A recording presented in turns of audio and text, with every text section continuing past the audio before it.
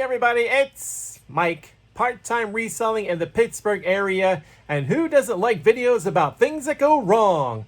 Well, here's mine. Here's some things that I bought to resell that most likely I'm going to end up losing money on.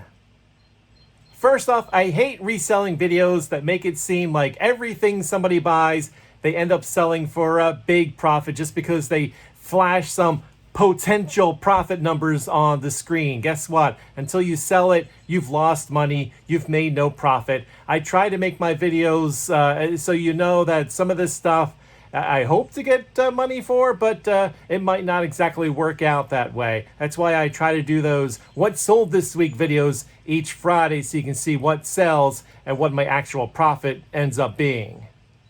But I have a handful of pricey items that I gotta come to grips and realize I'm going to end up losing money on some of these things. And it's really stupid because if I bought something for $100 and ended up selling it for $90, yeah, I lost $10, but I get $90 that allow me to buy more stuff to hopefully resell.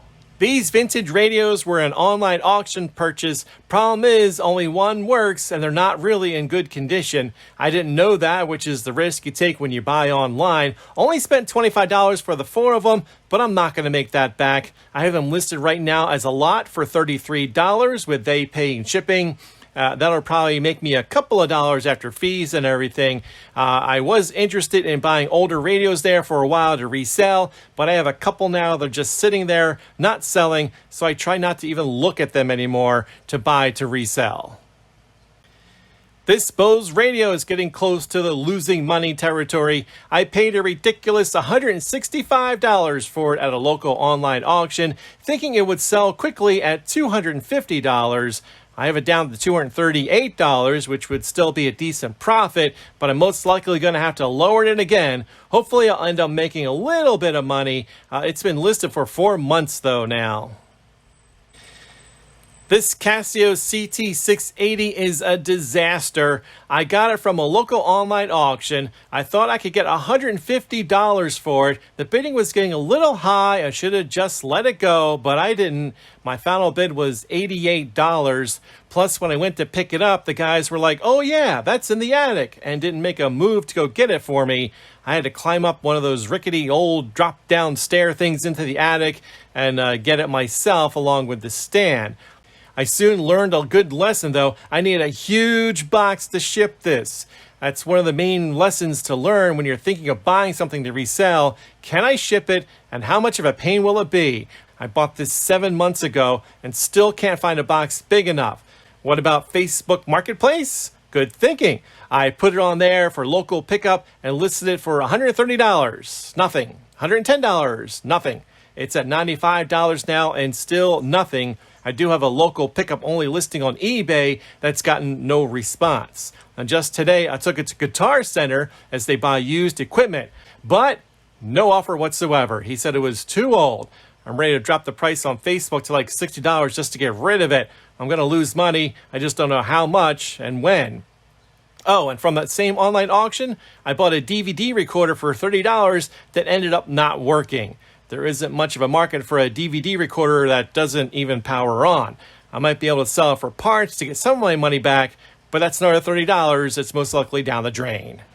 This might be the worst one, another online auction, and these sell well on eBay for some good money. I thought I could get $250 for it, so I ended up spending $163 on it.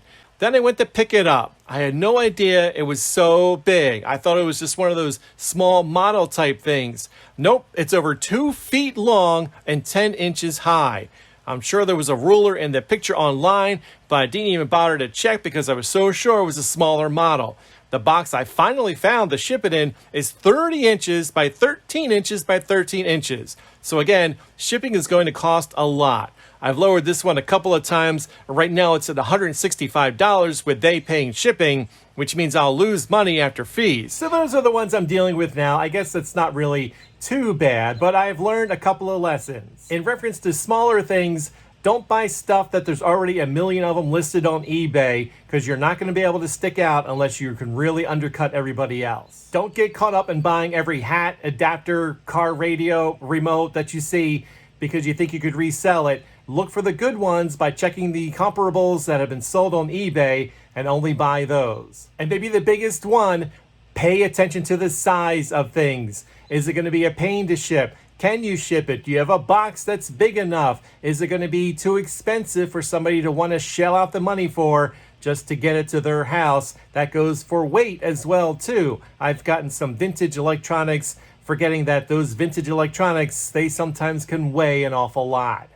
So that's it. I will give you an update when I can, if they sell, if I lose money or whatever. Thanks for watching. I always appreciate it. Be great if you could like and subscribe and do all that fun stuff too. And I will talk to you later. Bye.